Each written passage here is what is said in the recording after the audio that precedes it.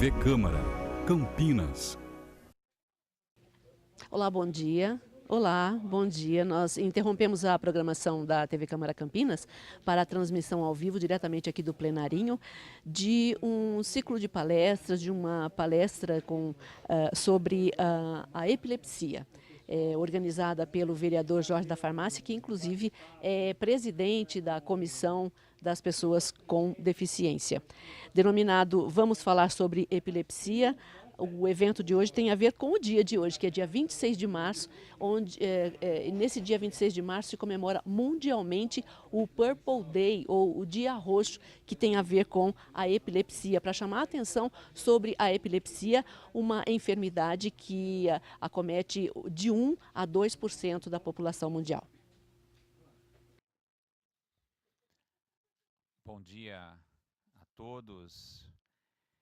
Eu agradeço a presença aqui do público que estão conosco aqui presente. Agradeço ao público que está nos assistindo pela TV Câmara. E hoje nós vamos falar de epilepsia, em alusão ao Purple Day, que é o Dia Roxo, o Dia Mundial de Conscientização da Epilepsia. E eu tenho algumas pessoas que seguem, que eu faço um trabalho em conjunto aqui na Câmara Municipal de Campinas. São duas pessoas que já me procuraram, acho que faz uns 3 anos já, né, Zil? Nós estamos juntos, há uns 3 anos nós estamos juntos. E esses meninos, como eu costumo sempre dizer, eles fazem um trabalho de formiguinha. Mas eu acho que cada evento que nós fazemos aqui na Câmara Municipal de Campinas, cada evento que esses meninos fazem na Unicamp, cada evento que esses meninos fazem a nível estadual, que eu já pude acompanhá-los na LESP, e eles estão continuadamente fazendo esse trabalho para que nós possamos divulgar alguns mitos que tem da epilepsia, o que acontece, o que ocorre, se você deparar com uma ocasião que as pessoas estão tendo uma crise convulsiva, o que você deve de fazer, o que você não deve de fazer. Então eles estão junto comigo aqui hoje para justamente a gente falar, para tirar esses mitos. Eu gostaria que sentasse aqui comigo o Dr. Lilimim, a Isilda, para que vocês pudessem depois fazer alguns comentários. E eu agradeço também a presença da Rubenita, que é presidente da MAP, que é o Movimento de Apoio às Pessoas com Epilepsia de Campinas. A Mayra Bergo, que é psicóloga e aluna de pós-graduação do Dr. Lilimim, a qual eu conheci também na semana passada. Nós fizemos um evento juntos com a presença da TV Câmara. Obrigado aí pela presença. Agradeço também a presença da Andréia Godoy, que é advogada e proprietária da Futura Consultoria. Dr. Li Isilda, essa moça também, ela tem um histórico fora do comum, uma pessoa que trabalha muito. Eu tive o prazer de conhecer. E recentemente nós fizemos uma caminhada lá da síndrome de Down. E nós lá no momento, nós não tivemos como se conhecer no momento, em conversar. A gente fica triste por um momento que não deu para se conhecer, mas o outro porque tinha muitas pessoas. Então, nesse sentido aí, obrigado aí pela presença. Agradeço a Ellen também por estar junto conosco. Sabe, Zildo, o evento nosso foi tão rápido assim. A única divulgação que a gente teve, eu acredito que foi ontem que eu falei na TV Câmara, convidando as pessoas que pudessem participar. E quando eu chego, eu vejo que tem pessoas que realmente abraçam a causa e luta junto conosco. Você vê que é um trabalho de formiguinha, mas cada vez nós estamos conhecendo mais pessoas em pró, para que nós possamos divulgar mais esse trabalho que vocês fazem na Unicamp. Tem o Rogério. Fiquei muito contente ontem, depois de uma fala minha na tribuna, esse menino veio e me procurou, falou assim para mim: Jorge, eu gostaria de participar. Ele trabalha, tem um trabalho, né, Rogério? Olha que bacana. E eu até comentei para ele que a maior dificuldade nossa, infelizmente ainda, é a empregabilidade das pessoas com epilepsia. E eu fiquei contente que ele vai entrar agora às 13 horas. Ele falou assim, Jorge, na parte da manhã eu consigo estar presente lá. E eu achei interessante da parte dele porque ele se apresentou para mim, que ele toma um medicamento, mas é pouquíssimo pela dosagem que ele comentou comigo. Ele contou um breve histórico dele e eu fiquei muito contente pela sua fala, por você sair da zona de conforto e vir conversar comigo ontem e com nós hoje aqui. Eu acho que a gente aprende e aprende cada vez mais ainda ouvindo palestra, ouvindo de pessoas que são interessadas pela causa e o trabalho que faz. Então eu vou passar a palavra a vocês, não sei quem que vai falar, se vai ser Isilda, vai ser o Dr. Lidmin, em conjunto, né? Então, bem aberto, é aberto. Diálogo, né? Então, inclusive, realmente é aberto. Aqui nós estamos em casa, em parceria. Se vocês quiserem fazer qualquer tipo de questionamento, vocês podem parar. O Dr. Lee vai explicar. Algumas pessoas que estão nos acompanhando também em casa, caso queira fazer algum questionamento, se não der aqui hoje, ou se porventura depois quiser fazer qualquer pergunta, esses meninos estão sempre abertos. E é um canal direto que eu tenho com eles. Eu tenho certeza absoluta que eles vão ficar muito contentes de poder esclarecer qualquer dúvida. Por favor, Dr. Lidmin. Então vamos lá. Bom dia. Obrigado, Jorge. Bom dia. Aqui, né? Tem que, senão não sai no microfone. O microfone não acordou ainda. É realmente um prazer, uma honra estar aqui nesse espaço, né? Que o Jorge não mediu esforços para que a gente pudesse estar aqui. Nós estivemos gravando na semana passada e o Jorge pegou o celular mágico dele, até eu falei, eu quero um desses aqui para a gente. Ele ligou para algumas pessoas, já rapidamente conseguiu fazer com que, né, esse espaço estivesse disponível para que a gente pudesse estar aqui falando sobre a epilepsia nesse dia tão significativo, né, que é o dia do roxo, que é em inglês Purple Day. Só talvez para colocar um pouquinho do momento histórico, da razão de por que nós estamos aqui, da onde veio essa data. Essa data é uma data, ao meu ver, muito singela, né? No sentido de que ela foi proposta, na ocasião, por uma menina, né? Uma menina de mais ou menos 9 anos, a Cassidy Megan, que estava lá em Halifax, Canadá, e ela havia sido diagnosticada de epilepsia havia mais ou menos 2 anos. Então, ela começou a vivenciar o que era ter a epilepsia, o diagnóstico da epilepsia, e ela sentia toda a pressão psicossocial, que eu acredito que as pessoas com epilepsia estão entendendo muito bem o que eu quero dizer, né? Os pais, familiares, sabem o que é conviver com a epilepsia, e ela sentindo naquele momento, né, uma certas dificuldades inerentes do diagnóstico, solidão, como ela bem colocou na ocasião, de que é um sentimento muitas vezes compartilhado ou vivenciado pelas pessoas que têm epilepsia, ela resolveu trazer uma simbologia a esse sentimento e falar, né, com a comunidade, com as pessoas, mas mais com as pessoas com epilepsia, dizer que, olha, vocês não estão sozinhas, nós estamos aqui, né, juntos para podermos superar essa dificuldade. E ela propôs, então, a cor roxa, a lavanda, né, e que, se formos olhar, ela tem uma simbologia do qual se remete de que é uma cor que traz talvez um sentimento de solidão, solitude, e dali ela queria então simbolizar, né, esse momento, né, que ela estava passando, esse sentimento de dificuldade que as pessoas com epilepsia têm, através de uma manifestação de cor, convidando as pessoas a, digamos, expressarem o seu apoio à causa. E dali a Associação de Halifax de Epilepsia, né, adotou a ideia, e quanto menos se vê, de 2008 para cá, num espaço de uma década, hoje o Purple Day é, sem sombra de dúvida, é um evento internacional, mundial, né? Então, hoje, nós vestimos roxo, como todas as outras pessoas que atuam no movimento das pessoas com epilepsia no planeta, juntos, para fazer essa diferença, de que juntos nós nos importamos com a causa da epilepsia. Nós nos importamos com as 70 milhões de pessoas que vivem nesse planeta Terra, né, lado a lado conosco, de que nós nos importamos com ela. Né, porque realmente é uma doença crônica do cérebro muito comum, que acomete 1 a 2% da população.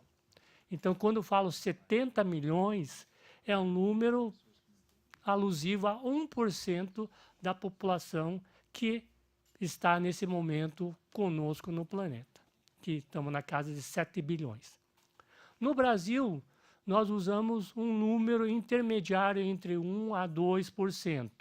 Né? Nos estudos que nós fizemos, achamos que seria razoável usar essa estimativa. Obviamente, é uma estimativa, né? E que pode ter um pouquinho para mais, um pouquinho para menos. Mas acho que a boa parte das pessoas que estão atuando na epilepsia acreditam que talvez esse número seja um pouquinho maior, dado o fato de que muitas pessoas ainda escondem o diagnóstico. Né? O falar do diagnóstico, sair em aberto, ainda não é uma situação que ocorre. Então, no Brasil, nós usamos uma cifra de mais ou menos 3 milhões de pessoas com alguma forma de epilepsia. Então, esse é um número muito grande, muito grande. Né? E ter epilepsia, talvez acho que a gente podia abrir para algumas pessoas que têm epilepsia, fazer o depoimento, né? A Rubenita, ela depois pode falar em primeira pessoa.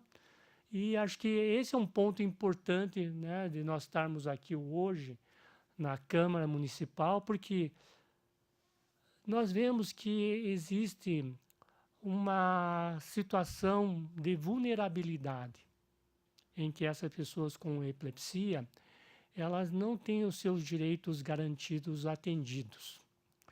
E é necessário de que a sociedade ela venha e faça essa discussão, essa reflexão, de poder assegurar o espaço que é de direito a todo ser humano, né? É um direito humano. E que se assegure isso também às pessoas com epilepsia. E acho que é muito propício que essa discussão seja feita nessa casa, porque é uma casa de lei, né? De proposição de políticas públicas. E de que os nossos legisladores elas sintam, escutem quais são as demandas, os anseios, as dificuldades, o sofrimento que essas pessoas, familiares, têm em relação à epilepsia. Eu vou pedir para a Isilda falar um pouquinho da experiência dela, né, para a gente compartilhar um pouquinho a fala.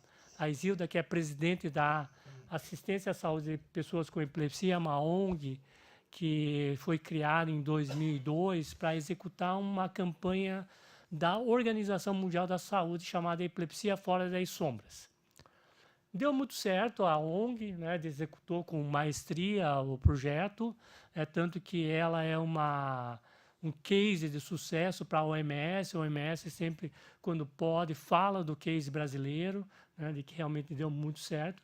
E desde então a ASP também, depois do projeto, ela manteve-se ativa, né, trabalhando em diferentes vertentes. Eu vou pedir para a Isilda falar um pouquinho da ação e outras coisas que ela achar pertinente. Aqui, a Isilda. Doutor Lee, também gostaria que o senhor falasse para nós aqui, ou a própria Isilda, que as pessoas que nos assistem, às vezes elas não sabem assim como diagnosticar. Eu queria que o senhor desse um parâmetro, até fiz um roteirozinho aqui, não sei se vai ser a Isilda ou se vai ser o senhor que vai comentar com nós, sobre diagnóstico, o que fazer, o que não fazer, como proceder, como você perceber. Depois só queria que a Isilda fizesse uma apresentação dela também aqui, da ASP, do trabalho que você faz, Isilda. E dizer que depois eu gostaria que o senhor falasse, claro, justamente hoje que é o dia D, para que nós pudéssemos esclarecer muitas pessoas que estão nos assistindo. Isso. Então, Eu também quero agradecer ao vereador Jorge, que está abrindo essa oportunidade, porque o dia 26 de março é o dia de usar roxo e de se falar sobre a epilepsia. Porque a epilepsia é uma doença que, apesar de muito antiga, uma das mais antigas já relatadas, ainda hoje ela vive cercada de equívocos, de mitos e muito preconceito. O que não justifica, visto que qualquer um de nós pode ter epilepsia. As causas são inúmeras. E, na minha vivência, como enfermeira, eu trabalhei 39 anos no HC da Unicamp e os últimos 10 anos no ambulatório de neurologia foi onde eu comecei a ter contato com a epilepsia. Até então, como todas as outras pessoas, eu também não enxergava tantas pessoas com epilepsia à minha volta. Por que que acontece isso? Porque 70% das pessoas que têm epilepsia conseguem levar vida normal, estudar, trabalhar, casar, educar filhos, tomando medicamentos simples e baratos que são fornecidos pela rede básica de saúde. Apenas 30% têm a epilepsia de difícil controle ou refratária ao tratamento. E são, muitas vezes, aquelas pessoas que a gente vê, às vezes, convulsionando ou tendo crises epiléticas em espaços sociais. Os 70% que estão levando a sua vida, eles não ficam falando que têm epilepsia. E a gente entende. Eles evitam por conta do preconceito. Eles não conseguem falar porque eles podem ter dificuldade, como o professor Lee falou, de conseguir emprego, ele pode sofrer exclusão na escola e na sociedade. Então, eles não contam.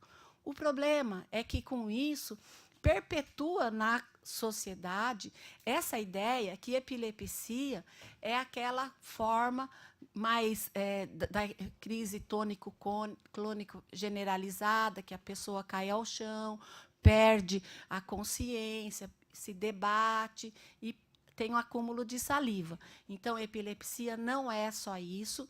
Saibam que 70% a 80% das pessoas estão ao nosso lado, na escola, no local de trabalho, levando as suas vidas, só que elas não podem falar. Então, hoje é dia de vestir roxo e falarmos muito sobre epilepsia. E a ASP tem desenvolvido projetos junto a escolas. Por que isso? Porque lá no hospital, a gente ouviu muitas vezes, da nossa prática, né? Nós fazíamos grupos com pacientes dentro de consultório, quando os médicos perguntavam aos pais se a criança vai indo bem na escola, os pais falavam que sim, mas quando a criança é questionada, ela chorava, ela falava que ninguém queria brincar com ela, que ela se sentia isolada. Jovens que contam, né, que foram convidados a se retirarem de escolas porque a escola não está preparada para socorrê-lo durante uma crise, que é uma coisa muito simples. Eu fui acolhido na escola pública porque existe a lei de inclusão. Então, no ano de 2019, a gente não pode mais ouvir relatos como esse. Então, nós estamos trabalhando com escolas, onde somos convidados a irmos, vamos, o MAP, que é o Movimento de Apoio às Pessoas com Epilepsia de Campinas, coordenado hoje pela Rubenita.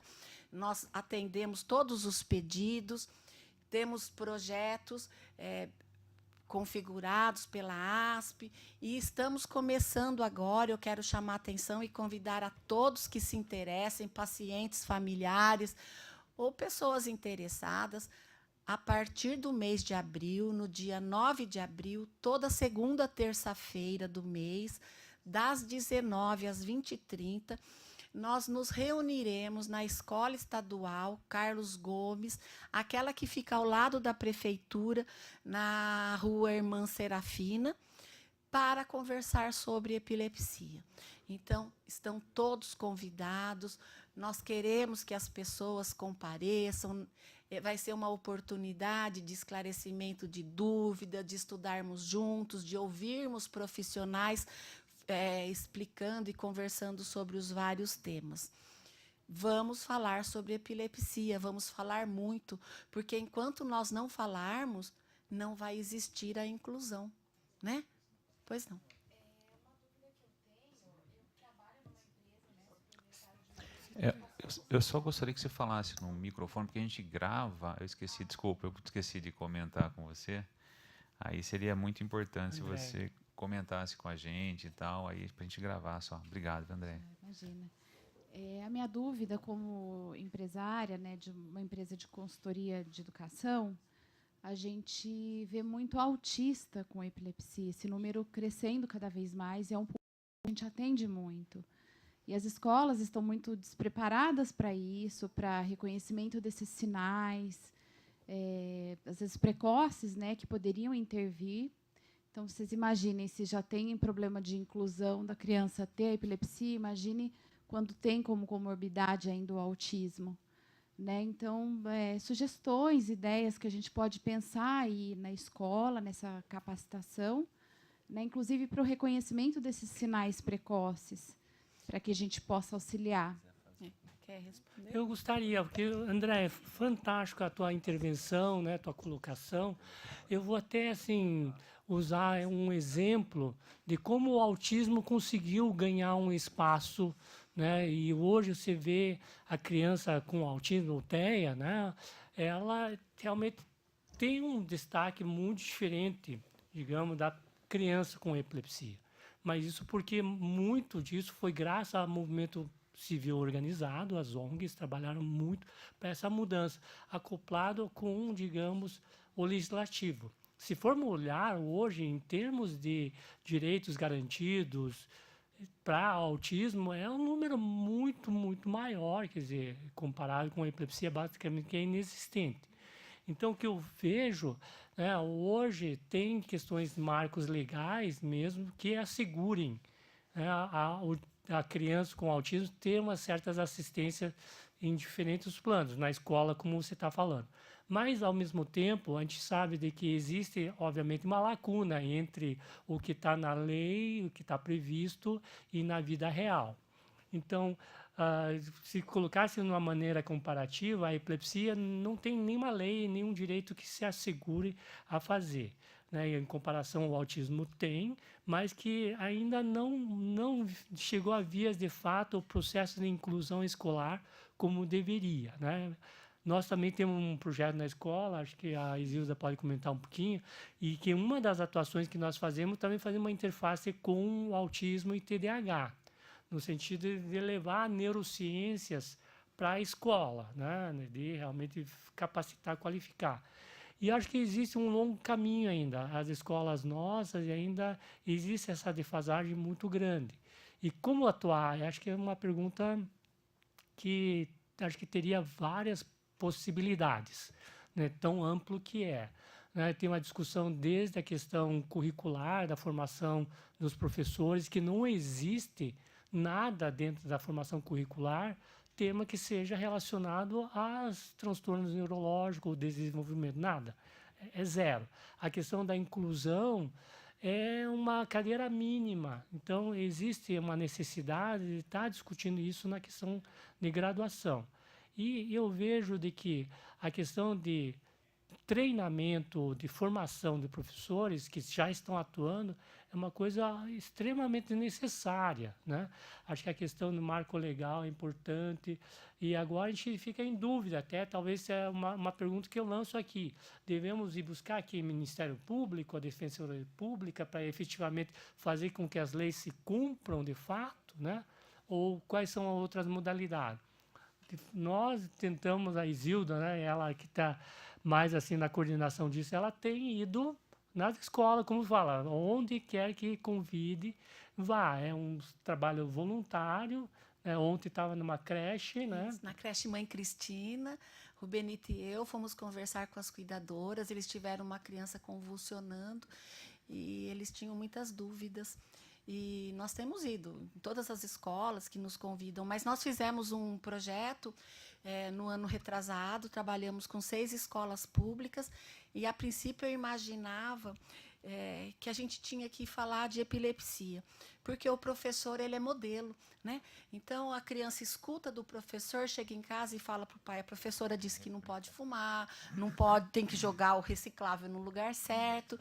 E se na hora que uma criança convulsiona, o professor colocar a mão na cabeça e sair correndo, ele acabou de ensinar para aquelas 30, 40 crianças que epilepsia é uma droga, é uma doença que contagia, é doença do demônio, e eles vão ser adultos não inclusivos com medo da epilepsia. Então, a gente conversava muito isso na ASP e nós quisemos fazer o projeto na escola. Para nossa surpresa, no primeiro fórum que fizemos, os professores e os gestores trouxeram outras demandas, que era trabalhar com TDAH e autismo. No autismo, 30% tem manifestação da epilepsia. E aí a gente começou a levantar o conhecimento dos professores, junto com a Thaís Ferro, que é uma aluna, uma psicóloga, aluna de mestrado do professor Lee, o conhecimento prévio dos professores, pois fomos dar aulas nas escolas. Esse projeto daquele ano fechou. No ano passado, eu fui nas IMEIs e CMEIs da região norte falar de epilepsia. E esse ano nós estamos começando com outro projeto, que é o da saúde mental. Mas a gente percebe, sim, essa angústia dos educadores em relação ao autismo e o TDAH. Como lidar. E o que o professor Lee falou é muito interessante, talvez seja uma inclusão no currículo das escolas. Os professores precisam sair da escola sabendo. Eles não têm a obrigação de atender, aprende a estudar, dar aula de geografia e matemática, mas eles não sabem ainda lidar com uma crise de hipoglicemia no diabetes, de asma e de epilepsia. Então, precisa mudar o foco. Então, a gente... Desculpe, quer falar? Eu só gostaria de passar o endereço aqui, para caso alguém queira fazer algum questionamento. É jorge.campinas.sp.leg.br ou através do telefone 3736-1410 ou no Facebook, Câmara Municipal de Campinas. Então, se alguém que está nos assistindo quiser fazer algum questionamento, a gente já responde de imediato. Você vai falar uma coisa? Não, pode falar. Então, eu só queria contar que a ASP, Assistência à Saúde dos Pacientes com Epilepsia, como o professor Lee já explicou, um dos seus papéis é divulgar conhecimentos e trabalhar a questão do estigma e do preconceito. Mas a ASP também, ela trabalha com produção de conhecimento, trabalha com pesquisa. Então, nós temos as alunas do professor Lee, hoje temos 2 psicólogas aqui presentes, e são muitos os trabalhos, as pesquisas já realizadas pela ASP e com pesquisadores do BRAIN e da Unicamp. E a terceira missão, o terceiro papel, é atuar junto ao poder público na formulação de políticas públicas que favoreçam a inclusão e a qualidade de vida. No ano passado, aqui em Campinas, foi criado pelo Ministério Público do Trabalho uma recomendação promocional para orientação aos empresários sobre a importância de se contratar pessoas com epilepsia e onde ele vai infringir a Constituição ao demitir uma pessoa com epilepsia. Né? Então, isso é muito importante, não é uma lei, é uma recomendação, mas ela é válida para Campinas e região, e ela é muito importante, porque muitas vezes é velado o que acontece na empresa. A pessoa com epilepsia, ela pode sofrer constrangimento, assédio. Ninguém chega e fala, eu vou te demitir porque você convulsionou. Mas a pessoa é constrangida e muitas vezes ela acaba pedindo demissão. E aí ele tem, sim, esse respaldo da lei, né? Olha, pode denunciar como assédio. Então, para nós foi um grande ganho, né? Essa recomendação promocional.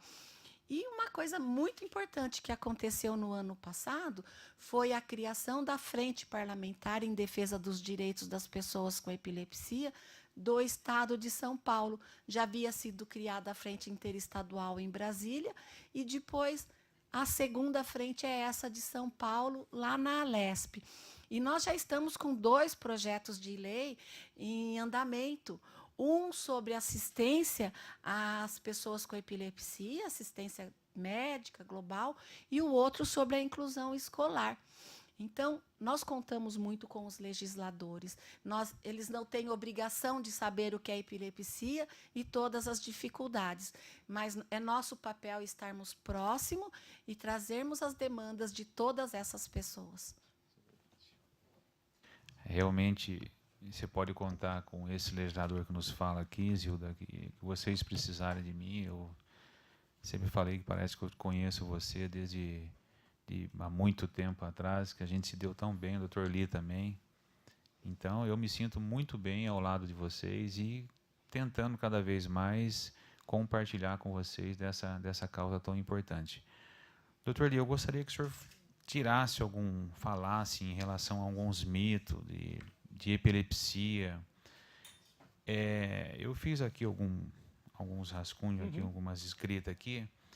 Como que a pessoa que ela é epilética, como ela deve se comportar, por exemplo, na sala de aula, na escola, no trabalho, ela tem que contar que ela realmente, se ocorrer a crise epilética ali, como que alguém próximo a ela, Isilda, possa ajudá-la neste momento? Não, legal. Contar ou não contar se tem epilepsia? Temos uma especialista. A Carol Tagami, ela fez um estudo bastante interessante sobre contar ou não contar na epilepsia. Carol, você não quer vir aqui falar um pouquinho do resultado? Sei que ele bate pronto. Você não é tão tímida assim. Vem. Não, e aqui é... Para aproveitar aqui... aproveitar. Vem, Carol. Acho que é legal você falar. Acho que é um estudo bastante interessante. Só enquanto ela vem, senta aqui, né? Sim, é só para perguntar. Se você tivesse epilepsia, você falaria que você tem epilepsia? Sim, alguns. O que vocês acham? Né? Acho que não. Acho que não. Pessoas... Você falaria em que situação? Bom, Carol, como que foi o teu estudo? Como que foi? Por que você fez esse estudo? Que até você foi financiada pela FAPESP, né? Sim, a gente desenvolveu um estudo durante um ano, onde lá no HC, lá no departamento, no ambulatório de neurologia, lá da Unicamp, e durante um ano a gente foi pesquisando com os pacientes que têm epilepsia e com os familiares algumas situações onde eles contam ou não contam que têm epilepsia. Foram 8 situações relacionadas a um encontro com algum estranho no ônibus, a contar para os familiares, para o sogro, na escola, nas mídias sociais. E, resumindo um pouco esse estudo, o que a gente encontrou é que, em algumas situações, as pessoas estão mais propícias a realmente contar e em outras não. Situações onde elas possivelmente possam ser expostas a ter alguma crise, por exemplo, no ônibus, na escola, no trabalho. No trabalho nem tanto, mas no ônibus e em escola, onde ela possa ter uma crise, elas falam para as pessoas para alguém saber ajudar elas. E, normalmente, em mídias sociais, no trabalho, são onde elas não falam para não se expor tanto por conta do preconceito. Então, em algumas situações, a gente conseguiu falar que sim, que eles falam, em outras não. Não, legal. Eu fiquei surpreso com a questão da mídia social, que eu até imaginaria, por você estar distante das pessoas, você até poderia falar e, né, não teria tanto. Mas, por incrível que pareça, o resultado me provou o contrário, que as pessoas enxergam a mídia social, né, como um ponto até, que nem se falou, a questão o fato de a pessoa ter a crise na frente e poder ajudar, talvez seja determinante. Mas se você está a uma distância no mundo virtual, você não vai precisar me ajudar, então eu prefiro talvez não me expor a falar que tem epilepsia. Eu posso complementar alguma coisa? E aí, complementando esse trabalho da Carol, eu vou trazer uma experiência nossa do grupo de pacientes que nós fazíamos lá antes do ambulatório, do atendimento médico. As pessoas que convivem melhor com a epilepsia são aquelas que contam. É claro que você não precisa contar para todo mundo em todas as situações, como a Carol disse. Porém, as pessoas mais próximas devem saber quais são essas pessoas. Na escola onde seu filho estuda, os professores, os amigos, porque a pessoa não deve ficar em casa. Nós nascemos para sermos felizes. Então, se você tem um filho adolescente, você quer que ele fique em casa ou que ele saia, mas esteja protegido, né? Então, contar para 3, 4 amigos que têm epilepsia, ensiná-los como que ele deve ser socorrido no caso de uma crise, tranquiliza a família e permite que a pessoa leve uma vida social normal. Mesmo porque quem disse que ele teria crise todos os finais de semana, né? Pode ser normalmente é uma vez ou outra. Então, contar. Nós tivemos uma situação de um rapaz que passou na universidade e ele contou que no primeiro dia ele procurou a diretora da escola e pediu: me apresente 3 ou 4 alunos da sua confiança que eu quero ensiná-los a me socorrerem caso eu tenha uma crise na escola. E pronto, vai para a escola estudar, vai ser feliz. Só isso. Eu tenho uma pergunta aqui, o Chico do Jardim Miranda, que está nos acompanhando pela TV Câmara, ele tem a seguinte pergunta: ele quer saber qual especialidade médica ele procura para investigar o porquê está acontecendo uma crise epilética. Então, vamos lá. Então, Chico, obrigado pela pergunta, você que está nos assistindo. O médico seria aquela pessoa que saiba lidar, tratar de pessoas com epilepsia. E a especialidade que realmente está voltada para esse tipo de atendimento é o neurologista, ou neuropediatra, né? E também o psiquiatra tem essa formação voltada para atender pessoas que têm epilepsia. Entretanto, eu queria fazer um contraponto, agora um pouquinho voltado para a questão do sistema de saúde. A Isilda falou que a grande maioria das pessoas, elas controlam as suas crises com uma medicação, né? Uma medicação você consegue dar conta e controlar a maioria das vezes. Porque essas crises, essas epilepsias dessas pessoas são, digamos, mais fáceis, mais, digamos, tranquila de se tratar. E a Organização Mundial da Saúde até recomenda de que a base de assistência e atendimento de pessoas com epilepsia seja feita pela atenção básica ou médico da família, né? No nosso caso, no Brasil, seria nas unidades básicas de saúde e saúde da família. Entretanto, aqui nós temos uma deficiência de que nosso sistema de saúde na atenção básica não está ainda preparada, treinada para poder fazer esse tipo de atendimento. A ASP já há alguns anos, né, vem tentando trabalhar em colaboração com as prefeituras aqui também, de fazer um treinamento, capacitação dos seus profissionais para que possam começar a atender as pessoas com epilepsias nas unidades básicas de saúde. Porque nós falamos um número de 3 milhões de pessoas com alguma forma de epilepsia. Nós simplesmente não temos um neurologista o suficiente para poder atender a todas essas pessoas. Alguém deve estar se perguntando, mas o que está acontecendo com essas pessoas? Infelizmente, elas não estão sendo atendidas. Boa parte das pessoas não estão sendo atendidas. Isso aqui é uma coisa, Jorge, que acho que a gente tem que fazer um debate mais profundo junto com o Poder Executivo, né? No sentido seguinte, a lacuna de tratamento é um termo médico, científico, que fala de que o número de pessoas que estão tendo crises hoje e que estão sendo atendidos comparado com que não estão sendo atendidos, né? Então, essa lacuna de tratamento no mundo é um número estarrecedor, no mundo. É de 85% a 90% das pessoas não recebem tratamento. É coisa surreal, né? Tanto que é um movimento internacional, Purple Day, porque o problema da epilepsia não é um problema só do Brasil, é do mundo todo. Dado os seus graus de mais complexidade, um lugar está um pouquinho pior, um lugar um pouquinho melhor, mas é ruim de uma maneira generalizada. E isso, em termos de tratamento, é particularmente ruim em países que realmente tem recursos limitados como o nosso, né, como o Brasil. Aqui nós fizemos um levantamento, Jorge, aqui na cidade de Campinas, mais especificamente na região de Barão Geraldo, que tem uma concentração de classe AA muito alta, número de doutores é muito alta, tem uma universidade, tem uma cidade que tem um acesso universal à saúde. Aqui na região, ali especificamente, a lacuna de tratamento é de 40%. 40%. 20% não estão recebendo nenhuma medicação, né?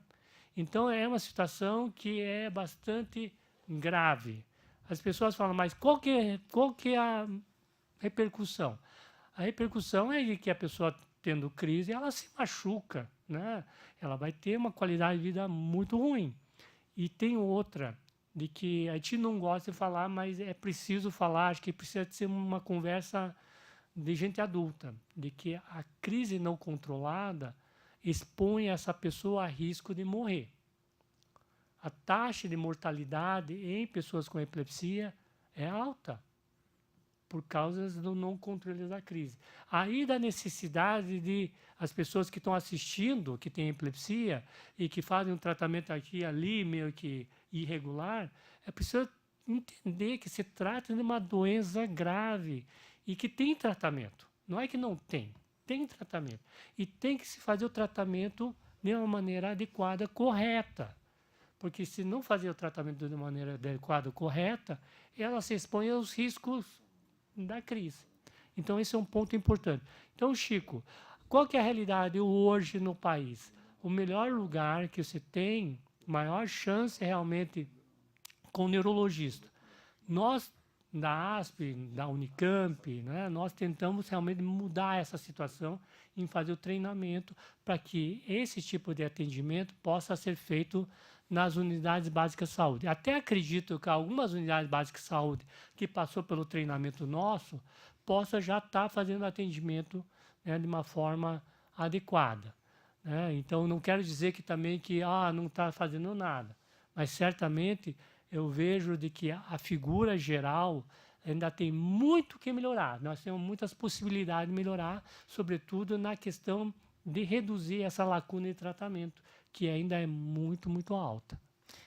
Pode complementar. E assim, muitas pessoas, porque não se tratam, isso a gente vê também no dia a dia, família não deixa buscar o remédio no programa de alto custo, porque é Jesus que vai curar, né? A gente escuta isso, existem muitos equívocos. Ou então o próprio paciente, ele reduz a dose por conta própria, né? Então, às vezes acontece, está em falta, ou ele acha que é caro, ele diminui a dose. E muitos que nem buscam, porque procuram se tratar através de religião. Com todo respeito a todas as religiões, a gente não pode mais pensar isso, né? Epilepsia é uma doença neurológica e tem tratamento e a pessoa vai ter qualidade de vida se fizer o tratamento adequado. Sabe, Zilda, eu, Jorge da farmácia, sou farmacêutico e eu acompanho muito o Dr. Lee. As pessoas começam a tomar determinadas medicações e ela acha que ela já sarou porque ela não precisa de dar continuidade aos medicamentos. Eu vejo isso constantemente. Mas eu queria fazer um questionamento para o senhor aí, professor, que o senhor entende muito dessa causa, em relação a medicamento. Por que os medicamentos na rede pública são medicamentos relativamente baratos e, às vezes, a pessoa vai num neurologista e o médico, às vezes, prescreve algum outro tipo de medicamento com um valor muito mais elevado do que o propriamente dito que a gente tem na rede? Tá. Quer dizer, tem várias possibilidades de desdobramento, mas eu vou contar uma história mais geral, né, no sentido de que o tratamento das epilepsias, né, eu até estou falando plural, porque seria mais adequado, porque são várias causas, né? A Isilda já mencionou, pode ser tumores, pode ser porque levou uma cicatriz, bateu a cabeça, ou pode ter em alguma porcentagem um pouquinho menor do grupo de causa genética, né? Então, vocês veem que os fatores são diferentes. Mas daí você pergunta, mas são sempre os mesmos remédios? O que está acontecendo? Quer dizer, o remédio vai lá, não vai atuar naquela cicatriz, não vai fazer com que o cérebro se regenere, né? A medicação não vai chegar lá e tirar aquela má formação que está lá no cérebro, né? Quer dizer, o que o remédio faz? O remédio, a gente fala que ele é um remédio sintomático. O que ele quer dizer? Ele simplesmente muda um pouquinho a limiar do cérebro para ter convulsão ou crise epilética. Ela simplesmente atua para que o cérebro não gere crises. Então, ele atua na forma de aliviar o sintoma. E as medicações que tem no mercado, ela, grande maioria, principalmente as antigas, sempre foram ao acaso, acharam ao acaso, né? Então foram descobertas assim que estava se fazendo uma coisa e de repente viram que funcionava para convulsão, né? Hoje, claro, a gente entende um pouquinho o mecanismo de como os remédios funcionam. Então, as medicações ditas as clássicas, que têm mais tempo, né, que nós temos isso disponível nas unidades básicas de saúde, que são 4, que é ácido valproico, ou valproato de sódio, né, o fenobarbital, né, o fenitoína e carbamazepina. Sim, só por curiosidade, o ácido valproico, o valproato de sódio, ela foi uma descoberta totalmente acidental. Sanofi, que é uma indústria farmacêutica de base francesa, né, tal, eles estavam fazendo vários testes em termos de medicação para convulsão, em modelos, e de repente, lá pelas tantas, todas as medicações funcionavam. Eles falaram, nossa, nós vamos agora lançar várias possibilidades de remédio aqui para convulsão. Mas, fazer uma história longa curta, no final, qual que era o agente ativo? Era o solvente, que era usado para diluir a substância dita ativa. Era o solvente que era usado. Era mais ou menos que se pegasse uma água, que é uma substância, né, e diluísse os compostos ativos para testar, e no final das contas era a água que estava fazendo efeito. Era o ácido valproico. E daí acabou sendo um machado à descoberta ao acaso. E a gente usa essa medicação com uma boa funcionalidade. Então, o que acontece? Essas 4 medicações, que já estão há muito tempo, algum mais de 100 anos que seja, elas, digamos, conseguem controlar as crises. Vamos colocar um número de mais ou menos 50% a 60%, com uma dose adequada para aquela pessoa. E as 4 funcionam iguais, em termos de eficácia. O efeito colateral que tem as suas características entre elas. Daí, as novas medicações que entraram, que agora está na casa de uns 20 e poucas que tem aí no mercado, né, elas foram desenvolvidas, né, e mostram uma certa superioridade, mas não é muito superior em termos de controle das crises. Em termos de controlabilidade, fazer com que a pessoa fique sem crise, ela não é muito superior. Entretanto, boa parte dessas medicações, elas são superiores em sentido do efeito colateral. Elas têm menos efeito colateral do que as medicações ditas clássicas, né?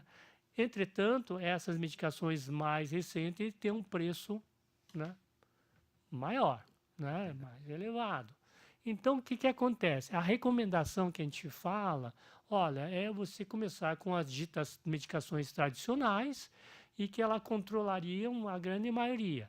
E se não controlar as crises, você faria uma troca por uma dessas tradicionais ou, entendo a possibilidade, você faria o uso, digamos, dessas medicações que são mais recentes, né? Existem algumas situações de que é importante levar em consideração essas novas medicações. Particularmente, que eu falei, o ácido valproico. O ácido valproico, ela funciona maravilhosamente bem, mas ela não deve ser prescrita para mulheres em idade fértil ou mulheres que estão planejando engravidar por efeito teratogênico. Ela causa uma formação, tem risco, né? Então, se recomenda você fazer um uso de uma outra substância que hoje tem aí os mais novos, tal, e que obviamente tem o seu preço, né, aumentado.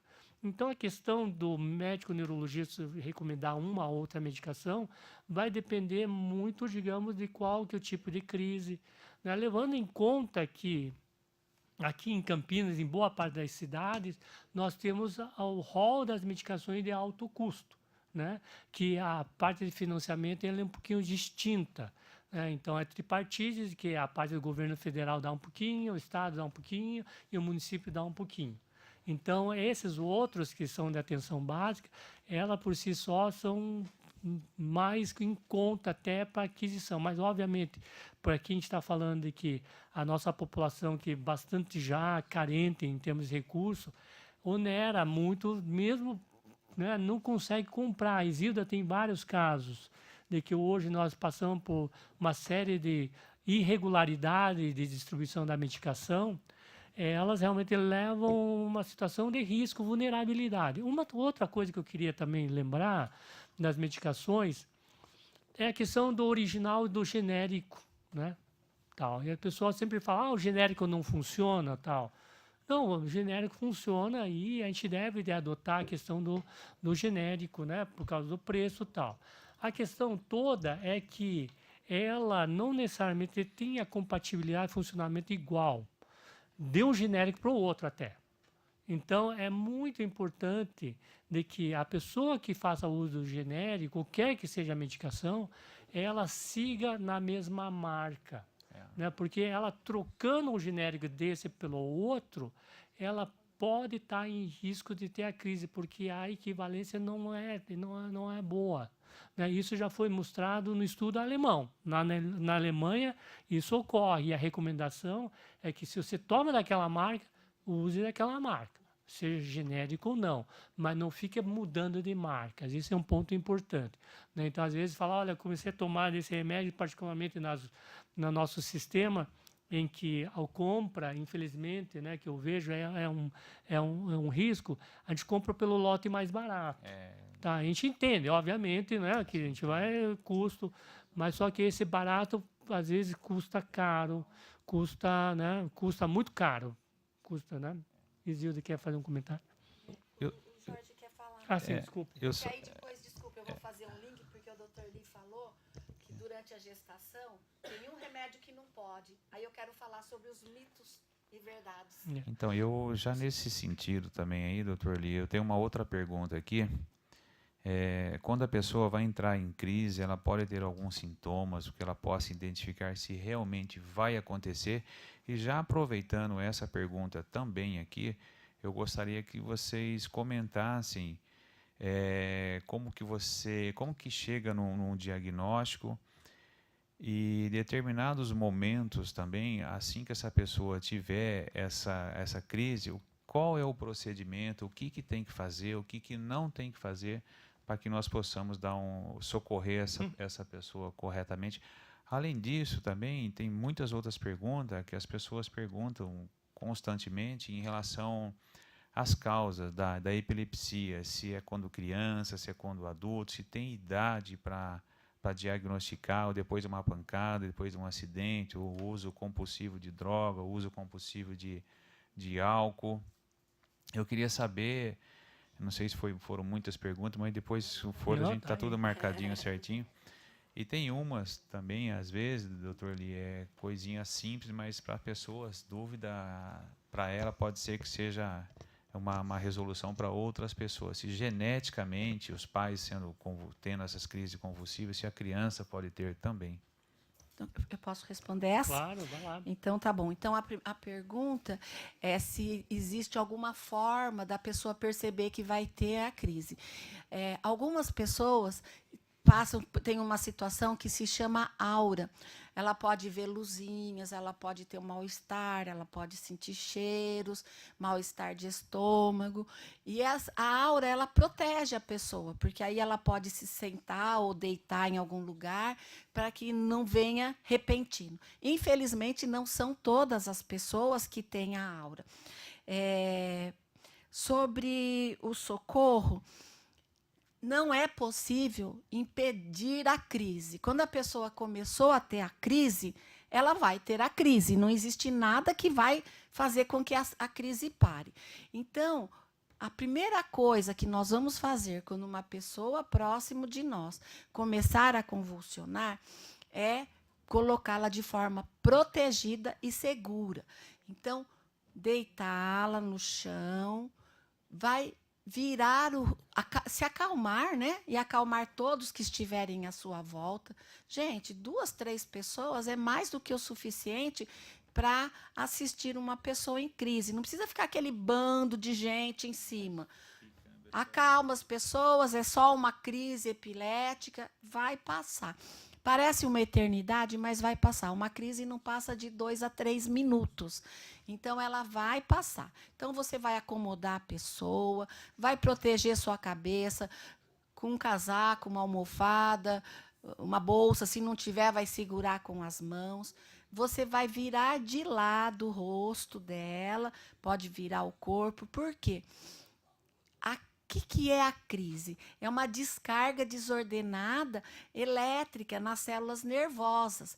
E essa descarga vai fazer com que toda a musculatura corporal se contraia. E aí ela pode cair, perde a consciência e ela pode se debater. A língua é um músculo que não enrola, ele não sai, ele está preso aqui no assoalho. Então, isso é mito, ninguém engole a língua. Você também não vai pôr nada na boca da pessoa, colher, canetinha, pano, por quê? Além de poder quebrar o dente, você pode machucar a articulação temporomandibular. Ah, mas machucou a mucosa, sangrou um pouquinho. A mucosa amanhã está recuperado. O dente não. Então, nunca vai enfiar nem o seu dedo, porque a pessoa está muito forte, aquela musculatura está toda contraída, então ele vai machucar seu dedo. Então, não vai pôr nada na boca. Não vai dar nada para beber. Não vai dar remédio, não vai dar água, enquanto a pessoa não despertar totalmente.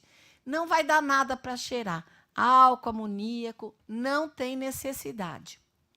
Então, acomodada, solta a roupa, rosto virado e vai contar no relógio o tempo. Por que eu preciso contar o tempo?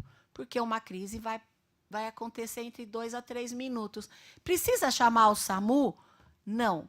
O SAMU você só vai chamar se a crise passar de 5 minutos ou a pessoa voltar e convulsionar novamente. Aí sim você chama. Se for a primeira crise, então não tem relato que essa pessoa já teve crise anteriormente. Se for gestante ou se ela se machucar. E se passar de 5 minutos. As formas de crises. Todo mundo pensa que epilepsia é só essa crise que nós estamos falando, a tônico-clônica generalizada, que a pessoa cai ao solo, perde a consciência e se debate e vai acumular saliva. Baba é saliva que a pessoa não conseguiu deglutir. Não contamina, não contagia ninguém. E, às vezes, pode até perder a urina, caso a bexiga esteja cheia, porque aí ela vai relaxar. Não é verdade. Nem epilepsia não é só essa crise, e nem toda crise é epilepsia. Existem outras situações. Já ouviram falar na crise febril, que a criança, quando a temperatura está muito alta, pode ter crise, pode abuso de drogas, alteração metabólica, infecções neurológicas, pode provocar crise. Então, nem toda crise é epilepsia. Mas epilepsia não é só essa crise tônico-clônico generalizada. Então, elas podem ser crises de ausência. Elas são muito comuns em crianças. Uma criança pode ter 100, 200 crises por dia, porque elas duram segundos. A criança desliga, às vezes mexe o olhinho, e se for na escola, a professora pode achar que ela tem desatenção, e não é verdade. É epilepsia. Existem as crises parciais, que a pessoa pode ter movimento mastigatório na boca, pode movimentar só um lado do corpo, pode ter movimentos automáticos. Então, o número de apresentação da epilepsia, das crises epiléticas, são muitas. As causas, O Jorge tem falado muito nas causas. Nós costumamos dizer que quem tem cérebro pode ter epilepsia. Um motivo a mais para não justificar o estigma e o preconceito, porque qualquer um de nós pode ter epilepsia, nossos filhos, nossos amigos. O que provoca? O professor Lee já falou um pouco. Então, tumores cerebrais podem deixar uma lesão e durante o tumor tem a compressão. As infecções neurológicas, as encefalites, as meningites, problemas antes do parto e durante o parto. Então, tem que fazer um pré-natal adequado. Na hora do parto, se o bebê sofrer falta de oxigenação, pode acontecer dele herdar uma epilepsia.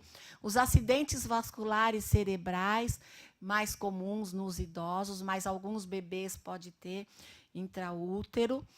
E as causas genéticas. A neurocisticercose, que é aquela infecção que vem na carne do porco por causa da tênia sóleo. Então, vocês estão percebendo que uma grande maioria das epilepsias são adquiridas. Então, qualquer pessoa pode ter. Sobre os mitos, eu queria falar, que nem o doutor Lee falou, olha, tem que mudar o medicamento se estiver grávida. Mas pessoa com epilepsia pode ficar grávida e ter filhos? Claro que pode. Namorar, casar, ter filhos. O ideal é que faça um acompanhamento, que programe a gestação com o seu médico, para que ele faça uma adequação medicamentosa.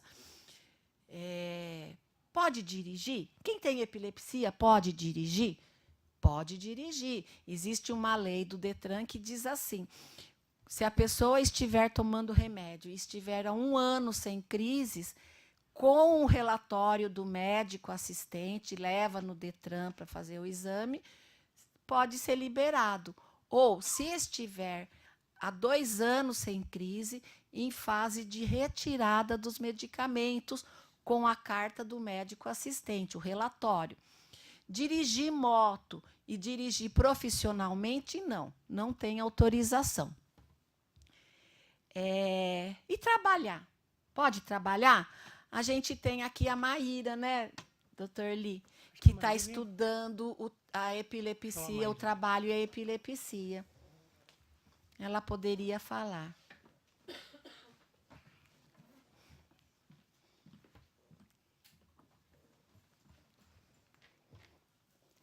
Oi, bom dia. Então, vou começar respondendo a pergunta que a Isilda deixou aí no ar. A pessoa com epilepsia, ela pode trabalhar? Não só pode, como ela deve, né? É sabido hoje na ciência que o trabalho ele é um dos principais fatores que afetam a qualidade de vida do indivíduo. Então, a pessoa que não trabalha, ela tem os seus níveis de qualidade de vida muito diminuídos.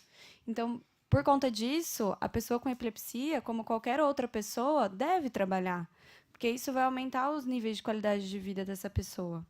Então, hoje, na Unicamp, eu tenho um projeto de mestrado sob orientação do Dr. Lee, que a gente tem pesquisado quais os principais fatores biopsicossociais que hoje impedem com que a pessoa com epilepsia seja inserida ou mantida no mercado de trabalho. E o que são esses fatores, né? Quando a gente fala de fatores biopsicossociais? Questões biológicas, como o próprio nome bio diz. Então, os efeitos colaterais dos medicamentos, tem alguns medicamentos, como, por exemplo, o fenobarbital, que podem afetar algumas funções cognitivas da pessoa, atenção, memória. Então, a gente vê que essas questões acabam por influenciar no desempenho da pessoa com epilepsia no mercado de trabalho. Os efeitos colaterais, já falei, dos medicamentos. Tem as questões psicossociais também, estigma, preconceito do empregador por falta de conhecimento, ignorância mesmo em relação ao diagnóstico e algumas outras questões. Então, hoje, são fatores que a gente vê, que a gente está pesquisando para entender como eles influenciam negativamente para que essa pessoa não seja inserida. E a gente enxerga, voltando na estatística que o Dr. Lee já apresentou, de 1 a 2% da população brasileira com epilepsia, a gente vê que hoje 50% dessas pessoas não estão inseridas no mercado formal. Então, além de ser um fato de que isso diminui a qualidade de vida do indivíduo, além de tudo, esse indivíduo não está gerando encargos nem sociais nem econômicos para o país. Então, a epilepsia ela é um problema de saúde pública, é uma doença que é problema de saúde pública, ela precisa ser tratada como tal, e a gente precisa pensar em maneiras de diminuir os impactos desses fatores biopsicossociais ou informar o empregador maneiras de lidar com esses fatores e com as crises da pessoa com epilepsia, informar para que essas pessoas sejam inseridas no mercado formal e esse índice de desemprego seja diminuído. Só complementando, eu acho assim, falta o conhecimento do empregador e também falta um pouco de tolerância com as diferenças. Se a pessoa, quando ela vai fazer uma entrevista, ela não pode contar que ela tem epilepsia, porque senão ela não vai ser admitida. Quando ela for admitida, muitas vezes acontece dela ter a crise e ela perder o emprego. Ou ela é admitida e, como o empregador não sabe da situação da epilepsia, ela pode ser direcionada para um trabalho onde ela esteja exposta a risco. Então, o empregador não vai conseguir gerenciar o risco. Então, pensa numa companhia limpadora. Se a pessoa não conta que ela tem epilepsia, ela pode ser direcionada a limpar janelas no 10º andar. E ela vai estar exposta a risco. Porém, existem quilômetros de pisos para serem limpos. E isso o chefe, o gestor pode administrar. É só uma questão de adequação. Existem muitos trabalhos, muitas profissões, e as pessoas podem trabalhar, sim. Não tem por que não trabalhar. E também a equipe estar orientada como acolher durante a crise, como proceder. E é só isso. Pode praticar esportes? Pode praticar esportes. É claro que vai evitar escalada, paraquedismo, tem até a descarga de adrenalina, né, que pode ajudar, dar um estresse. Mas pode fazer o esporte, é recomendado o esporte, ele reduz o estresse, ele melhora a autoestima, ele melhora a convivência social e até reduz as crises. Pode fazer natação? Pode, uma criança pode fazer natação, desde que tenha supervisão de um adulto, não vai deixar entrar na água sozinho. E estudar, uma pessoa com epilepsia consegue estudar? Claro que sim. Os medicamentos, às vezes, pode não estar indo bem, pode ser efeito colateral do remédio, ou pode ser uma consequência de alguma lesão cerebral em formas mais graves, ou uma frequência muito grande de crises, ou crises demoradas, ou até uma criança que perde aula. Mas, de um modo geral, não afeta o aprendizado, não atrapalha. E tem trabalhos científicos que comprovam que não interfere na capacidade laborativa. As pessoas com epilepsia têm trabalho que diz que elas faltam menos ao trabalho, até talvez pelo medo de perder o emprego. Independe se a epilepsia está controlada ou não, e depende do tempo de doença que a pessoa tem. Então, hoje é o dia da gente parar e refletir sobre todas essas questões. Ok, muito bem, Zil, nós estamos caminhando já para o nosso final. Então, eu só vou falar uma coisa. Não, mas eu... Não, então, vai despedindo que faltou uma coisa que eu vou falar. Não, mas ainda não. Eu só disse que a gente tem um tempo ainda.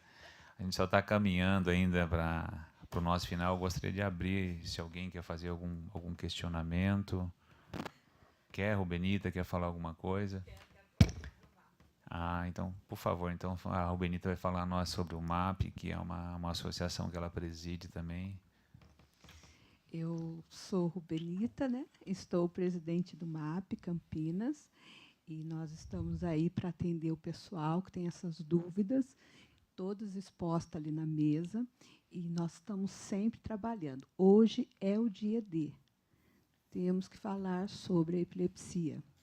Então, estamos sempre juntos e atendendo a nossa população.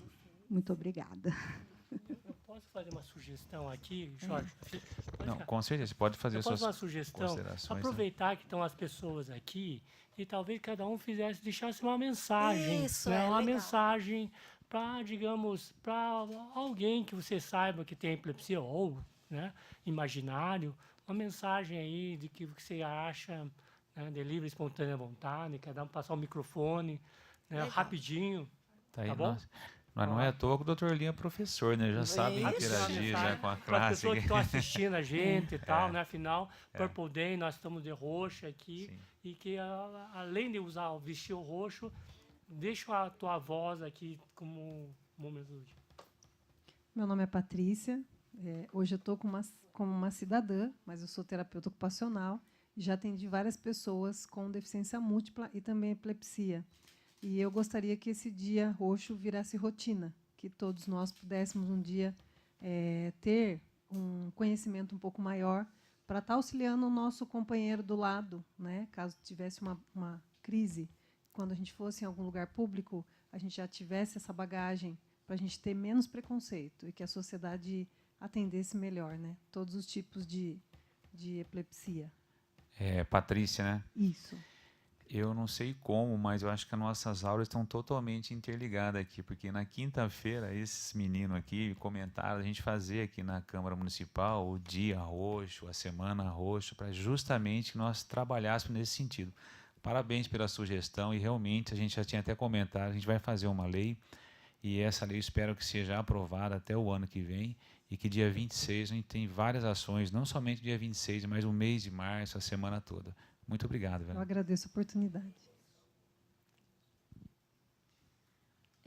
Eu acho que assim como a Patrícia, eu desejo que esse dia seja muito mais divulgado pela importância que tem sobre falar sobre a epilepsia, tanto nas escolas, quanto no trabalho, quanto até dentro das faculdades.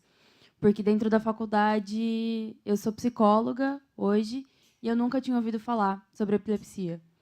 E aos pouquinhos, com os trabalhos, eu consegui levar um pouco. Eu acredito que em todo lugar que eu passo, eu procuro levar um pouco sobre o conhecimento sobre a epilepsia. E o meu desejo é que seja muito mais divulgado, que seja não só um dia, não só uma semana, mas um mês inteiro do mês roxo. Sabe, Carol, a gente realmente acho que a função nossa aqui, a gente sempre dá ênfase nesse sentido, porque nós possamos aqui divulgar. Nós temos aqui a rádio nossa, aqui, tem uma TV Câmara, aliás, que faz um trabalho espetacular, esse pessoal que está nos acompanhando aqui, a Ana, o Gleidson, toda a equipe por trás nós aqui dos bastidores, essas informações que chegam na casa das pessoas. E esse pessoal, não sei se alguém já teve a oportunidade de assistir a TV Câmara, eles trazem muitas reportagens muito boas. Eu, antes de ser vereador, eu confesso a você que jamais eu tinha visto a TV Câmara, mas em casa é uma TV que eu falo, uma TV educativa. Então, parabéns ao trabalho que vocês fazem conosco aqui. Fernando, realmente é importante, que eu tenho um neto de 9 anos. Eu acho importante, né, que ele já comece a entender que se um amiguinho tiver alguma coisa, com certeza ele já vai saber o que fazer, né, pelo menos para dar início, né, a esse atendimento. Isso é importante nas escolas, realmente. Eu acho que a base nossa, Isilda, é as crianças. Acho que a gente conseguir trazer essas informações, sem sombra de dúvida alguma, a gente vai conseguir trazer para que as pessoas saibam, no momento, se ocorrer uma crise, que a gente fala de epilepsia, a pessoa saiba como agir. Meu nome é Rogério. Talvez o que me vem em mente é contar um pouco sobre a minha experiência, que é algo positivo, para deixar como para as pessoas. Legal, Rogério. Com 4 meses de vida, eu tive uma hidrocefalia causada por um cisto que eu tive no cérebro. E eu convivi, eu fiz a cirurgia, foi colocado um dreno, e eu convivi com isso durante a minha vida toda. Com 7 anos de idade, eu me curei, o cisto desapareceu e eu continuei vivendo. Com 19 anos, aí que começou a surgir as crises de convulsão. Eu tive 2 crises. Na primeira, eu tive um deslocamento no ombro esquerdo. O nome médico é luxação. Na segunda crise, eu tive um deslocamento, uma luxação no ombro direito, que fraturou, fiz uma cirurgia, eu fiquei com limitação no braço direito. Então, eu sou destro, sempre fui destro a vida toda e tive que aprender a fazer praticamente quase tudo com a mão esquerda. Escovar os dentes, pentear o cabelo. Então,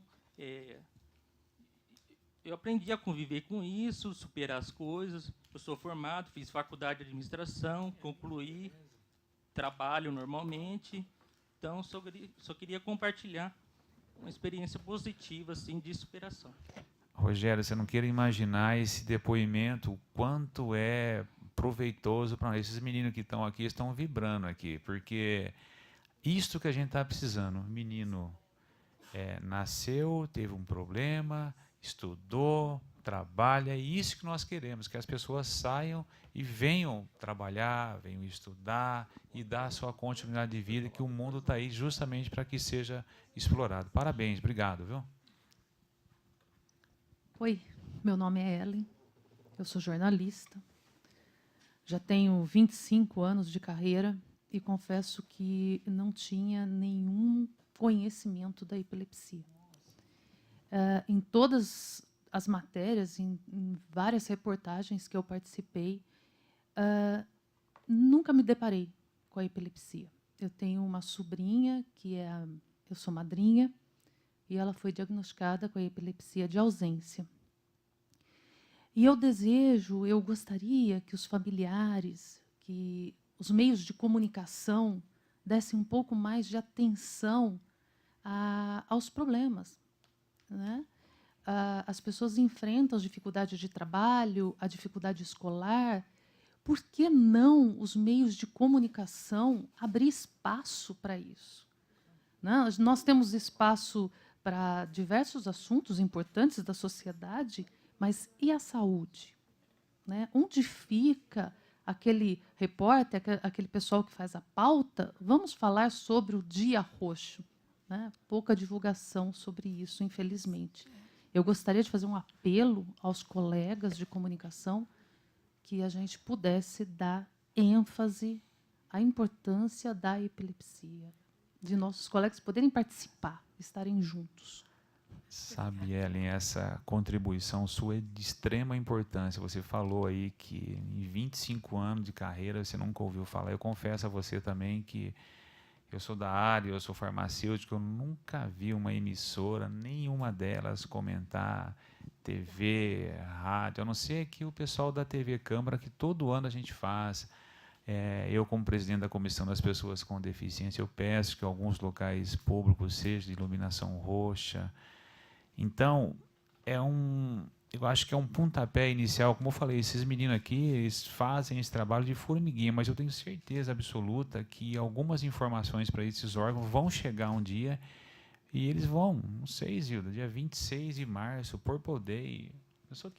Se a gente vê isso daí um dia, eu tenho certeza, você, nós, pessoas que nos assistem aqui, vai encher os nossos olhos de lágrimas, porque, poxa, naquela reunião lá que a gente fez, tal, surgiu o efeito. E a nossa ideia é justamente essa. Eu falo na tribuna que nós temos ali, eu tenho 5 minutos, às vezes, para falar, amanhã eu vou comentar novamente daqui. Ontem eu falei, e nessa fala minha, a gente trouxe esse menino aqui, o Rogério, como eu comentei no meu início da fala aqui, que ele ouviu, que ele estava no plenário, não estava, Rogério? Ele estava no plenário, e ele ouviu, ele veio e me comunicou, falou, posso ir? Eu falei, lógico que deve, tem que vir e participar. Obrigado aí pela ajuda e pelo fato de você relembrar que 25 anos de carreira e agora você viu a importância que era. Hein? Então, vamos fazer um apelo para que os colegas venham e divulguem mais o trabalho desses meninos aí. Mais alguém? A Rubenita quer falar. O que eu tenho para falar é sobre o modo que se é tratado a pessoa com epilepsia. Conforme o jeito que é falado uma coisa, ela se propaga, né? Então, a pessoa que tem câncer, ela é uma pessoa que tem câncer, ela não é uma pessoa cancerosa. É a mesma coisa a pessoa que tem epilepsia, ela não é epilética, ela é uma pessoa com epilepsia. Então, a gente também tem que trabalhar essa parte pelo fato de muitas pessoas se retirarem, porque elas não querem que falem assim. Ela não trabalha bem ainda essa causa. Porque uma pessoa epilética é uma pessoa só epilética. Ela não trabalha, ela é uma pessoa assim que não está fazendo uma parte de sociedade, socioeconômico, sociocultural e as outras coisas mais. E eu agradeço o espaço hoje para poder falar com todos vocês que estão nos assistindo, que nós temos um MAP Campinas, é um Facebook, pode estar entrando na página e a gente pode estar respondendo todas as dúvidas para vocês. Muito obrigada. Rubenita, eu agradeço também o vereador J. Silva, ontem acho que entrevistou, foi você, não foi, Maíra? A Maíra entrevistou. Então, é um amigo que eu tenho aqui também, que trabalha bastante, que todos os vereadores aqui nós trabalhamos para que nós possamos cada vez mais divulgar o seu trabalho. E amanhã nós temos sessão, eu vou levar um panfleto para entregar para cada um dos vereadores explicar. Já caminhando, então, eu gostaria que a Isilda, Dr. Lee... Não, a Suzy é importantíssimo falar. A Suzy, desculpa aí, não é que eu não vi. É que a gente fica aqui, Isilda, aí, Carol, Maíra, Dr. Lee, mas acho que a Suzy é uma pessoa que ela pode nos dar um depoimento. Eu conheço a Suzy, eu conheço da menina dela, e tenho certeza absoluta que ela vai falar sobre isso. Então, já falaram tudo, assim, né, sobre a prevenção, mitos, verdades, eu achei muito importante. Eu queria deixar uma mensagem para as pessoas que têm epilepsia. Procure o seu médico, né? Faz a dosagem certinha, não deixa de tomar. E pode tudo. Seja feliz. Pode tudo. Pode estudar, pode namorar, pode viajar, pode tudo. Tá bom? Seja feliz. Seja feliz. Sabe que a felicidade ajuda até nas crises epiléticas, né, Isilda? A gente toma 3, 4 medicamentos, a gente começar a ser feliz, sempre tratar o próximo, mais próximo, com amor. Essas medicações, com certeza absoluta, elas já começam a ser diminuídas. Às vezes o próprio doutor já começa... O doutor Lee está aqui, conhece muito mais, é professora, a Isilda conhece muito mais que eu, mas o médico já começa a fazer o desmame que a gente fala dos medicamentos. Tem vários casos assim, né, Isilda? Começa com 4, 3, 2, depois faz uma taxa de manutenção, como você bem comentou, 1 ano tomando os medicamentos, não teve crise nenhuma, aí vai diminuindo para acontecer o desmame, mas jamais deixe de tomar essa medicação. Eu gostaria que o doutor Lee, a Maíra, a Isilda, se quisesse fazer suas considerações finais. Eu posso? Então, eu fiquei muito contente que a Rubenita lembrou de citar o termo que a gente usa. Foi feito um trabalho por pesquisadores da Unicamp e da ASP sobre falar epilético ou pessoa com epilepsia. O termo, a palavra, você pode reforçar o estigma e dificultar a vida das pessoas com epilepsia. O preconceito e o estigma, ele dificulta mais a vida de quem convive com a epilepsia do que a própria doença.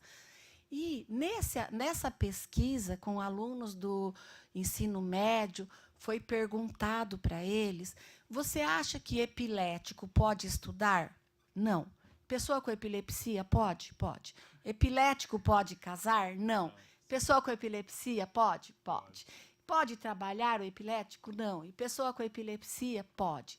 Então, concluiu-se que usar esse termo epilético, a gente só reforça o preconceito e o estigma. E ele realmente limita a pessoa. Porque se alguém falar Isilda epilética, eu vou ser só epilética. Mas se você falar Isilda, enfermeira, aposentada, presidente da ASP, tem filhos, tem epilepsia, eu vou ser a Isilda que tem uma doença, como tantas outras. Então, a partir de hoje, a minha mensagem é: não fale epilético, falem pessoa com epilepsia. E também não se fala portador, porque portador é quem carrega. É pessoa com epilepsia. Eu quero agradecer, muito obrigado por mais essa oportunidade, pela presença de vocês. Super contente de vocês virem aqui. Nós precisamos contar para a sociedade que esses 70%, 80% das pessoas com epilepsia estão trabalhando, vivendo e mostrando a sua cara. A gente tem que mudar a cara da epilepsia. porque nós costumamos a falar que a pessoa com epilepsia é uma pessoa forte, porque após cada crise ela se levanta e ela continua a viver a sua vida encarando as pessoas que estão ao seu lado. Então, por isso, elas merecem todo o nosso respeito. Muito obrigado, Jorge, equipe e a todos vocês. Eu que agradeço, Isilda, a Maíra. Eu vou só complementar o que a Rubenita já trouxe sobre o MAP. O MAP agora vai começar a promover os nossos encontros, como a Isilda falou. E nesses encontros, na verdade, a finalidade é acolher e dar apoio às pessoas com epilepsia e discutir sobre as questões tão presentes hoje na nossa realidade. Então, pessoas com epilepsia na escola, pessoas com epilepsia no trabalho e outras formas de tratamento. A gente quer trazer todos esses tipos de discussão nos nossos encontros. Então, quanto mais pessoas estiverem presentes, melhor. E, em relação ao trabalho, também fazer a consideração de que hoje a gente luta para desenvolver um trabalho científico que a gente possa usar como base para a construção de políticas públicas para garantir o direito constitucional da pessoa com epilepsia no mercado de trabalho, que a gente ainda vê, como eu já trouxe, os índices ainda é muito precário. Esses índices ainda são muito precários. Então, quem quiser se juntar com a gente nos encontros e quem tiver algo a nos acrescentar nesse sentido, também é sempre muito bem-vindo. Legal. Vamos lá. Puxa um pouquinho mais. Tá ótimo. Então, Jorge, obrigado, viu? Porque realmente esse espaço, esse momento só está sendo possível graças à sua pessoa, seu empenho, sua sensibilidade para com a causa. E ficamos muito, muito felizes com a possibilidade e perspectiva de termos ampliação dessa data de reflexão para um mês, né? E quem sabe ano que vem a gente vai poder ter um espaço maior, com mais pessoas, sobretudo que a gente vê que cada dia passa, a gente conhece umas pessoas e essas pessoas vêm somar. A Ellen, que porventura a gente é amigo no Facebook, né? E acabou, acho que atendendo o apelo e veio. E o Rogério, da mesma maneira, conheceu a causa ontem por estar, digamos, no plenarinho. E eu acredito que muitas pessoas que estão nos assistindo aí vão estar realmente vindo. E eu espero de que, né, a gente possa, dentro da nossa sociedade, todos podermos alcançar a felicidade à medida que a gente consegue, né? E as pessoas com epilepsia certamente devem buscar ser felizes, né? E nós, enquanto cidadãos, como a Patrícia bem falou, estamos aqui para tentar criar essa sociedade melhor, preparada, entendendo as diferenças de que a epilepsia não deve ser mais vista como um bicho de 7 cabeças, né? É uma doença crônica, como qualquer outra, e como doença crônica, felizmente, a medicina já tem meio de controlá-la. Então, é preciso de que esses mecanismos se coloquem em marcha e se assegure, digamos, o direito da pessoa a exercer plenamente o seu papel de cidadão, né? Então, a gente espera que isso possa ocorrer. Então, esse dia de 26 de março, que sirva de uma reflexão e cada vez mais nós estejamos indo na direção de uma sociedade melhor, preparada para lidar com as diferenças. Ok, muito obrigado mais uma vez ao professor. Agradecer mais uma vez aqui o Dr. Elirimin, que é um médico, um neurologista, professor da Unicamp, abraçou essa causa com muito empenho. A Rubenita, agradeço também aqui, que é a presidente do MAP. A Mayra, que é psicóloga. A Andréia também, que ela realmente tinha um outro compromisso, mas ela também nos avisou. Essa figuraça, a Isilda aqui, que é minha amiga, minha companheira, que é presidente da Aspen. A todos vocês que estiveram junto conosco aqui, as pessoas que nos assistem pela TV Câmara, ao nosso cerimonial, muito obrigado. A nossa repórter Ana também junto conosco aqui, obrigado pela presença, pela cobertura desse evento. Dr. Elirimin, Isilda, esses dois vasinhos que estão aqui na cor roxa, gostaria de agradecer a Suzy, que tanto empenhou, e eu gostaria que a Suzy entregasse esse mimo para o Dr. Lee, o mimo para a Isilda aqui. Que lindo! E Sérgio, você pode fazer Obrigado. uma foto aqui? Faz uma foto ali. Que legal, eu acho. Dr. Limin, que trabalha bastante, uma pessoa que trabalha, eu sou da Isilda também, uma amiga, e eu tenho certeza que eu vou chegar na Unicamp e vou começar a ver esses vasos lá, que vocês vão me ouvir lá, eu percebi lá do consultório de vocês. Muito obrigado mesmo pela audiência, por vocês estarem junto conosco aqui, e que todos tenhamos aí um ótimo dia e vamos lutar bastante nesse dia 26 de março. Um bom dia a todos. Obrigada. Ó, hoje já vai para a FCM, nós vamos ter evento atrás.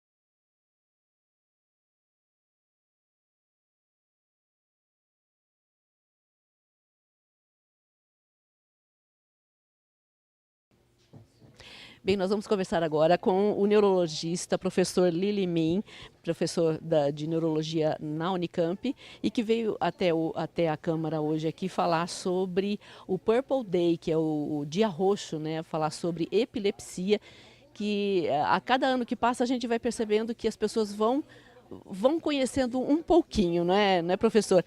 O quanto nós já evoluímos em relação à epilepsia e o quanto falta evoluir, na sua opinião?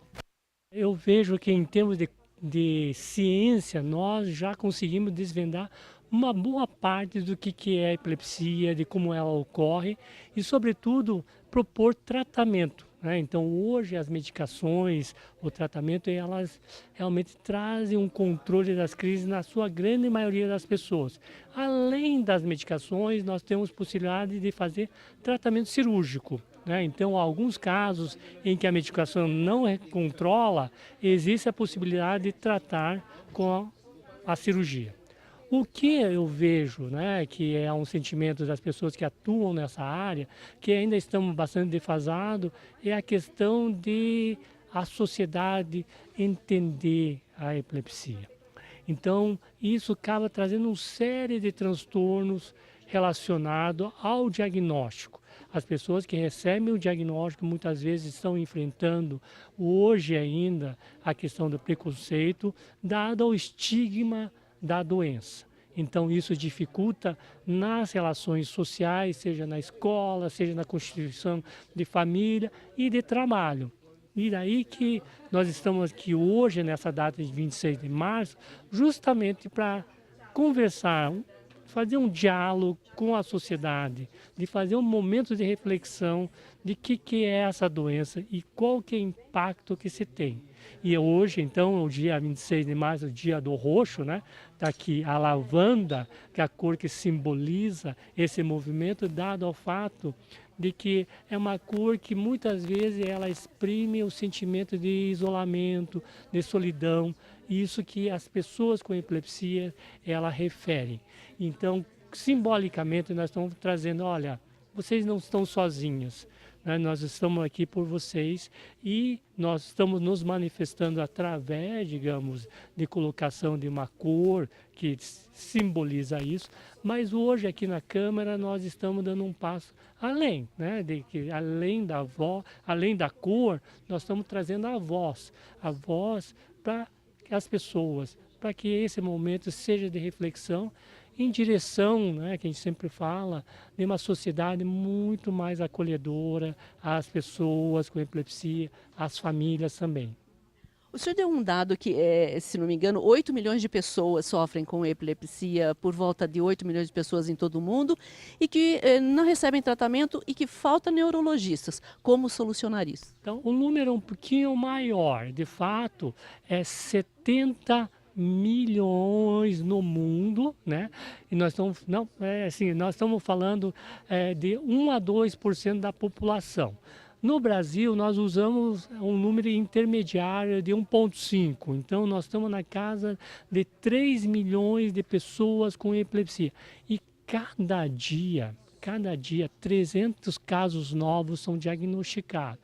Isso nós estamos falando que 11 pessoas recebem um diagnóstico de epilepsia por hora. Então, nessa sessão de 2 horas que tivemos, 22 pessoas foram diagnosticadas de epilepsia no Brasil. Então, é um número muito grande. E daí você se pergunta, onde estão elas? Estão escondidas, elas não sentem-se confortáveis em falar sobre a questão, porque não é um assunto de que seja, ponto de vista, né, de que eles sentem que podem ser prejudicados se falarem. Então, está aí a importância de nós estarmos abrindo esse diálogo, né? Então, esse é um ponto importante, de que dizer, olha, você ter o fato de ter uma doença neurológica não te faz uma pessoa pior ou menos, né? De fato, a epilepsia não define a pessoa, né? Então, esse é um ponto importante. O senhor falou também que faltam neurologistas. Aí, se essas pessoas aparecem, eles também aparecem. Então, a questão, estou tentando responder a tua pergunta, que os neurologistas hoje, no número que você tem, acho que a última estatística que eu tenho era de mais ou menos 3 a 4 mil. Então, isso daria mais ou menos 1.000 pacientes por neurologista. Então, quer dizer, o neurologista teria que trabalhar tempo integral só para atender pessoas com epilepsia, não podendo atender pessoas com outras doenças neurológicas que também é de igual gravidade e igual frequência e prevalência. Então, o que a gente fala é que, certamente, a boa parte das epilepsias, elas poderiam ser muito bem ser atendidas por um médico de uma formação geral, seja o médico da família ou pediatra, né? Desde que elas realmente fizessem um treinamento, se debruçassem um pouquinho no atendimento às epilepsias, porque a grande maioria dos casos são de fácil controle. Com uma medicação, a gente consegue controlar de 50% até 70% das vezes. Então, não é uma coisa complicada. Então, mais o que precisa que a equipe de saúde e da atenção básica se prepare. Porque o que acontece, né, que eu mencionei, nós temos um número que é estarrecedor hoje, que é o número de pessoas que têm epilepsia que não recebem tratamento.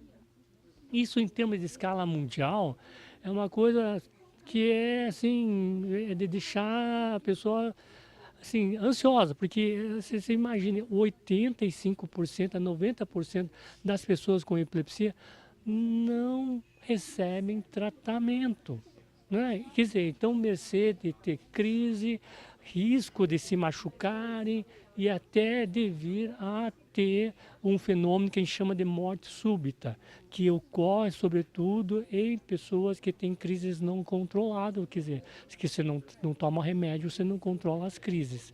Então, esse é um ponto importante, é uma mensagem que eu gostaria de deixar muito aos gestores, de que, olha, tratamento, ela existe e é de baixíssimo custo.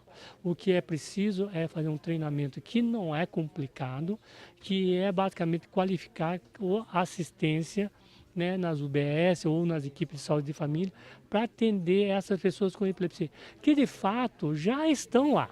Né? A pessoa fala, eu vou trabalhar mais. Não, esses pacientes já estão indo lá para pegar a medicação, muitas vezes fazendo uso, digamos, de doses que não estão adequadas, não estão otimizadas. Então, é uma questão de ajustes, né, e orientações, porque tem muitas pessoas que fazem o tratamento meio que empírico. Eu tomo de vez em quando, um dia eu tomo, outro dia não tomo, final de semana eu não tomo, então ele abaixa a dose. Então, porque não foram orientados, não chegaram a ter uma conscientização de que o tratamento tem que ser feito de uma maneira regular, não dá para fazer experimentações, porque isso é uma receita para dar muito errado. Muito obrigada pela aula. Eu que agradeço. E está aqui o Purple Day, um símbolo, olha, e que a gente espera cada vez mais a gente ter movimentos em prol da causa da epilepsia. Muito obrigada, professor. Obrigado. Muito obrigada. Agora eu vou falar com o vereador Jorge da Farmácia, que trouxe aqui mais uma vez o tema aqui na Câmara de Campinas. Como é que o senhor analisa a exposição de hoje? Positividade, eu acho que tendo essa pessoa fantástica, Dr. Li, a Isilda, a Rubenita, os seus alunos aqui, acho que todas as pessoas que assistiram, vão assistir ainda, porque fica passando constantemente pela TV Câmara, sem sombra de dúvida alguma, positivo. Acho que é uma ação que nós estamos fazendo já há alguns anos aqui e cada vez mais a gente está trazendo para a gente tentar divulgar o caso da epilepsia. Como foi falado aqui, que tem pessoas que trabalham no ramo, mas infelizmente não sabe como funciona, o que é mito, o que é verdade, como que é o diagnóstico, o que pode fazer, o que não pode. Então eu avalio que foi positivo hoje, essa manhã de terça-feira aqui. Nós tivemos algumas sugestões aqui hoje, e aí o que você vai fazer com elas? Olha, essas sugestões eu acho que são muito bem-vindas, é mais uma sugestão positiva também. Eu acho que a fala da Patrícia foi fantástica e já havia, na quinta-feira nós tivemos uma reunião junto com o Dr. Li, com a Isilda, e em conversa nós já deveríamos de ter feito um projeto. Mas eu acho que essas reuniões é justamente para isso, para que nós possamos tirar bom proveito dela e promover. E como legislador que eu sou da Câmara Municipal de Campinas, sem sombra de dúvida alguma, eu vou propor fazer alguns projetos para que nós tenhamos aqui o mês, a semana e o dia 26 de março, que é o dia do Purple Day, que as pessoas saibam que realmente existe e que essas pessoas que têm essas crises convulsivas, essas pessoas com epilepsia, que saiam da sua zona de conforto e venham e participem dessas reuniões que eu acho de extrema importância. Eu que agradeço mais uma vez, agradeço novamente a vocês, o trabalho que vocês fazem, de entrar na casa das pessoas e conseguir fazer esses eventos para que as pessoas que estão em casa também, que muitas vezes não conseguem estar conosco aqui, mas vocês conseguem chegar e entrar dentro da casa dessas pessoas para que elas tenham esse tipo de informação. Muito obrigado, muito agradecido à TV Câmara, muito agradecido a você pelo trabalho que você faz conosco aqui. Nós aqui agradecemos. Obrigada, vereador. Bem, nós aprendemos aqui que mais de 70 milhões de pessoas ao redor do mundo sofrem com crises de epilepsia e a maioria, 85%, não tem tratamento. De acordo com o professor Min, essa falta de tratamento é justamente por causa da falta de conhecimento das pessoas em relação à doença e também por falta de neurologistas. Nós encerramos por aqui a transmissão dessa reunião. TV Câmara, Campinas.